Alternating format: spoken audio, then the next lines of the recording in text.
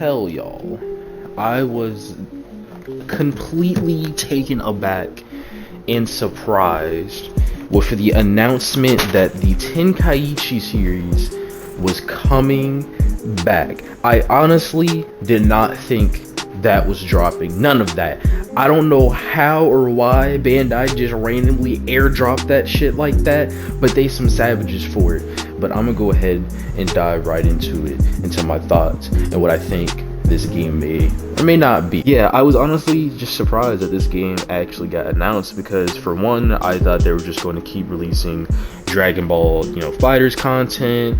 Obviously we get Orange Piccolo and Beast Gohan for that for Fighters. Instead, we can get more DLC for Fighters. They can slowly keep pushing out content for Dragon Ball Xenoverse.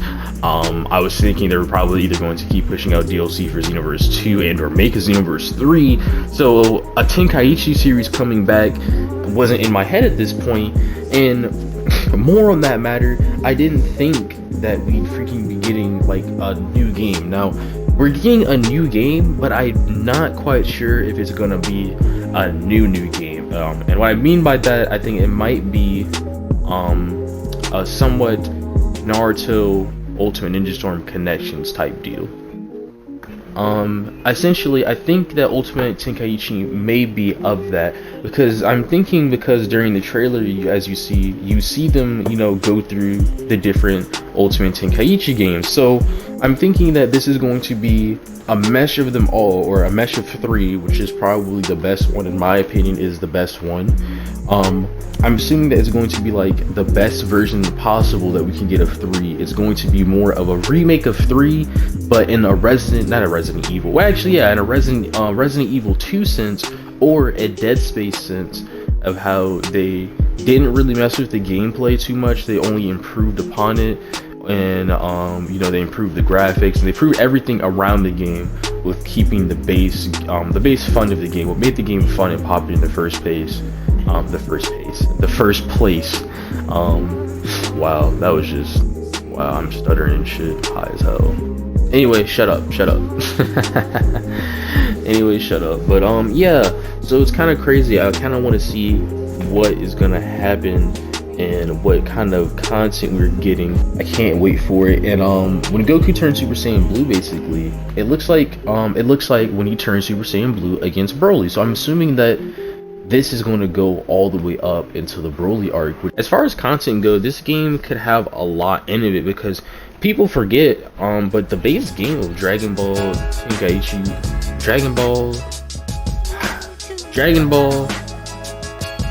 fuck, man. Dragon Ball Budokai Tenkaichi 3 actually had a lot of content within it.